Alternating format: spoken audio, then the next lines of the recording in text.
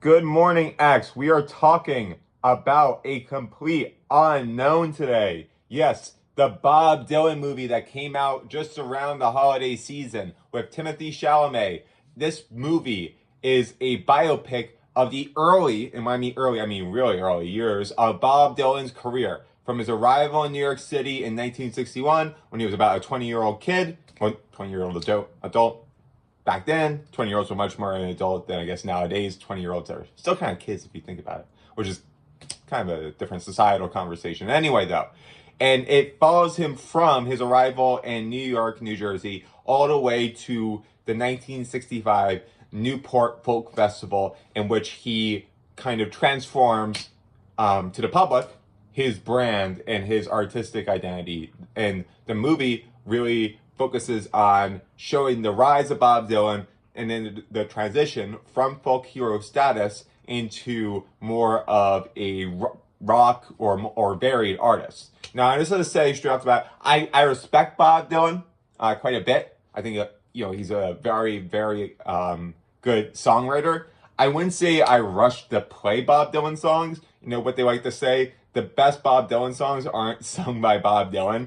But I think Bob Dylan, I always have respect for someone in particular that is willing to take the risk and willing to step out far beyond their comfort zone and maybe be rejected by their own audience. That's something that I have to do myself. And I'm no Bob Dylan.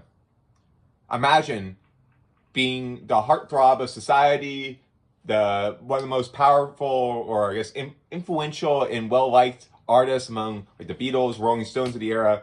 That's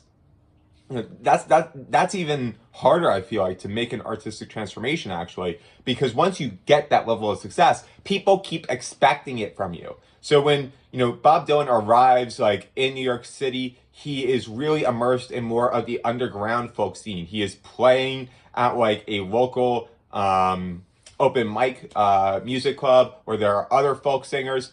And he even, arrives in New Jersey. He wants to go see Woody Guthrie, who has a illness of some sort. I'm not sure what the illness is. I don't know I don't know Woody Guthrie's history. I don't know if it's ALS or it's a stroke, but it takes away his ability to speak and to sing and to play music.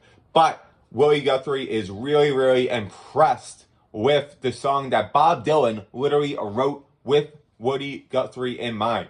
It also, Pete Seeger is there, which starts a relationship with Pete Seeger as kind of both a mentor as well as kind of, in a way, a father figure. But we don't really have much insight into Zimmerman's or Bob Dylan's earlier life, so you're not exactly sure kind of like, what his earlier life was entirely like. Now, the second half of the movie goes into Dylan's growing discomfort with his folk hero status. So imagine, being mentored by people that give you your shot. So in particular, Pete Seeger. Pete Seeger is not the guy with the stroke, so Pete Seeger makes sure that Bob Dylan is known. It's Pete Seeger that introduces Bob Dylan at one of the open mics and gets him on the map. More or less, if he didn't do that, maybe Bob Dylan's not signed. Now, I think Bob Dylan would have been talented enough to find his way around the New York scene at that time. But this is something where Pete Seeger did really invest in the kid, and I think for genuine reasons. Now, I think Pete was okay with Bob Dylan, experimenting and whatnot, but Pete also was running in a big part of this Newport Music Festival in which folk music was the theme of it. It would be like, having a rap music festival and then having classical music come through from Kendrick Lamar or something. You're like, okay, cool, Kendrick. Great job with that cello, but, can you lay down some beats and some tracks right now? Like, that's kind of what we expect. And Pete Seeger in particular, folk music and folk festivals, I'm not as familiar with them. I've never been, but they really did a good job of reinforcing that this is something that's about almost oral tradition, camaraderie, or passing down songs in a way. And Bob Dylan, I don't think Bob Dylan necessarily wanted to just give a middle finger to folk music in that folk festival, but I think he wanted to give a middle finger to everyone that he felt was trying to control him and show that, he could expand beyond just pure folk music. And also, there's ways that he could probably hybrid infuse that music as well. that's just something that makes it very challenging for me to kind of understand as well his motivation. So I have to speak on it. I have to kind of speak to what I think Bob Dylan's motivations were, because they don't always kind of, I think, explain it super well. And again, I haven't read a Bob Dylan um, biography or watched a Bob Dylan documentary or whatever. So I'm going off of what I was watching, but I feel like I can understand and relate to Bob Dylan's kind of disgruntled status, jaded behavior. I felt that way about some things, where I felt like I, as an artist, have been at times siloed, and I've broken out of that. And it's hard. Sometimes it loses you fans, and sometimes those fans go from not just being your biggest cheerleaders, but to people that are throwing beer bottles or throwing tomatoes at you. That's hard. I think that's something hard. And I think that takes a lot of guts to do that. And I think also, it takes a lot of guts to do that with the fans. But more broadly, I think that this movie kind of goes into the whole thing about, like, the music distributors and getting signed and whatnot. It's being willing to say to them, no, I want to, make some of my own, new innovative stuff here. And also being willing to say, I'm not just your tool to bring to like charity events and whatnot, to sing a folk song, like on the couch. Let's go into a little bit about what I think this movie did incredibly well. I think that Timothée Chalamet delivers an absolutely, absolutely stellar performance. Now, this isn't one of my favorite movies of all time, but I think I might rewatch it solely for Timothée Chalamet's performance. I did feel like I was really getting into an experience with Bob Dylan. But at the same time, it left me wanting more. And I don't think that's Timothée Chalamet's fault. I think Timothée Chalamet did an excellent job with communicating kind of the character of Bob Dylan, the conflict of Bob Dylan, the personality of Bob Dylan. And as I think he has chemistry that plays well with Monica Barbaro, who is Joan Baez. She is kind of one of Bob Dylan's love interests, and also a really well-known, powerful, and even more famous when Bob Dylan arrives in New York, by the way, even more famous folk singer. And we have Ellie Fanning brings, at least in her role as Sylvia Russo. I wasn't familiar with this lady. I don't know if they married or not.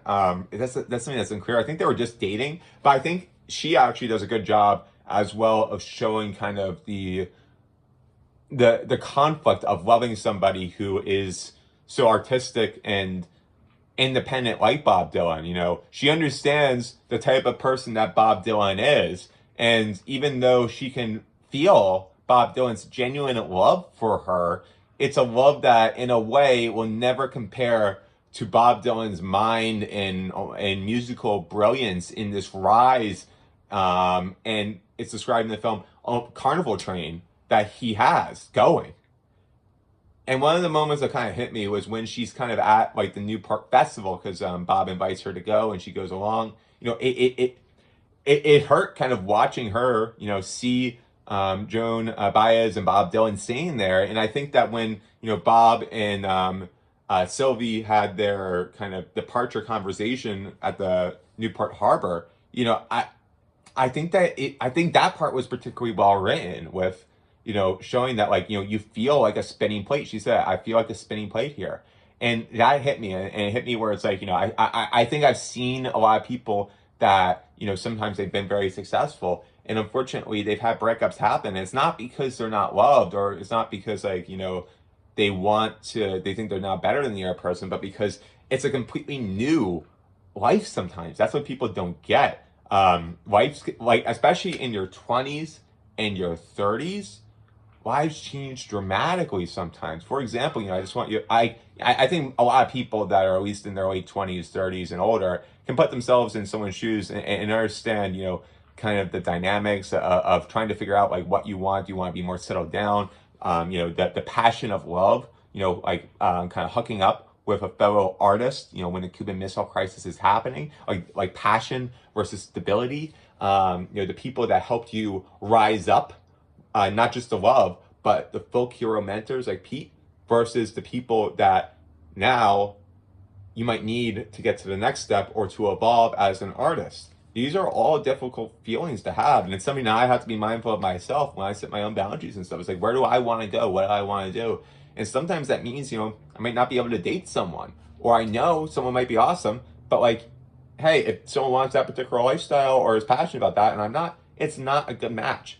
So I think that it really did capture the element of being willing and able to love someone, but also let them go. Now, what do I think this movie doesn't do as well is I don't think it really gets into as much about Bob Dylan himself. I think that it sets a great setting for this. I think it's very immersive, and I think at least the themes about individual artistic freedom and the pitfalls sometimes of success and the expectations that are placed on you. Even though I think that those are communicated very well, I also felt like, hey, if you change parts of this movie to just kind of have the plot be like, evolving as an artist, you could do it for a lot of well-known artists. So I didn't come away from this really, I think, getting the full impact of Bob Dylan's early rise in transformation influence. I think that the movie tried to show kind of just how impactful Bob Dylan was with kind of the record album sales and montages of, Bob kind of expanding, calling more shots. But I don't know. I feel like I don't want to say it was like A Star Is Born. I think A Star Is Born was better, honestly. So that's just kind of how I feel. And despite Timothée Chalamet really bringing it, I don't think that they gave him enough of Bob's life to really actually work with. I actually feel like the movie's pacing was kind of like, I felt like more of Bob's life passed than really passed in the movie. Like it was weird because I felt like over about 2 hours, I think it was 2 hours, 2 hours, 15 minutes, I thought it was about like 15 to 20 years. It was close to like literally like 4 years, 4 to 5 years. So overall, where I land on this, I think that there were strong performances across the board. It was able to get me into the atmosphere of the 1960s folk scene as someone that was unfamiliar with it. And I think it did try to kind of show a lot of the people that were around Bob Dylan's life. Now, I think that sometimes it focuses a little bit too much on his dating life and whatnot. And even though, I don't think it always connects the fact that like a lot of the songs were co-written or written for like Joan Baez. Like it does it in a way, but it's kind of like, oh, you gave her your song. It does that once, and it's just like it doesn't really connect all the way through the movie to the point where you have this really sad face-off with kind of Joan Baez and Bob Dylan singing, with Sylvie on the side looking heartbroken, having given Bob kind of one last chance in her mind, now kind of having it shattered once again. So I think that this movie was a great watch overall, but I also feel like it didn't really do anything particularly innovative. And really, the only thing that stands out to me, I think, in the long term, was how impressive Timothée Chalamet's performance was. So overall, I'm going to say that this is about a 2.5 out of 5 shell experience. If I go with kind of Timothée Chalamet alone, especially if you're a Timothée Chalamet fan, you probably will think it's a 4 out of 5 shell experience. So let me know what you think about it. And if you enjoyed this review and others, please check out Misha Turtle X, Misha Fittin, YouTube, Rumble, all the likes. We also have X accounts, X Society, where we stream all of this stuff. Anyway, we out. We're going to be giving you more movie reviews too. Go check out A Complete Unknown in theaters now.